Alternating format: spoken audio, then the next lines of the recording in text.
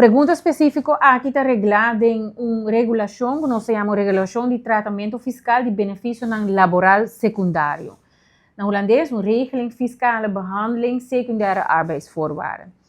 Então, muito especificamente, nós chama a regulação aqui, ou o tema que eu mencionar, é expat regeling.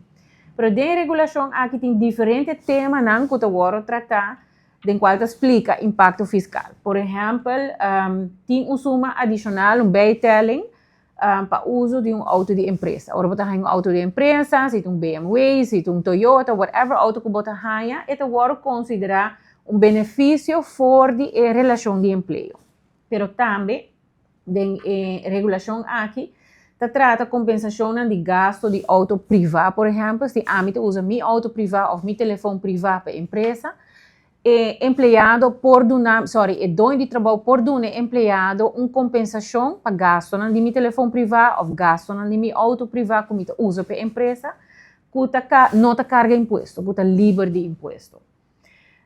Também está regular pago, por exemplo, livre de imposto, que está cobrir gasto de empregado para manter ou melhorar a saúde. Isso é algo novo, não? Mas 125 florim para luna, dono de trabalho por dona, empregado para por gym, ou se está fazendo qualquer outro tipo de atividade para por regular sua saúde mental ou sua saúde física.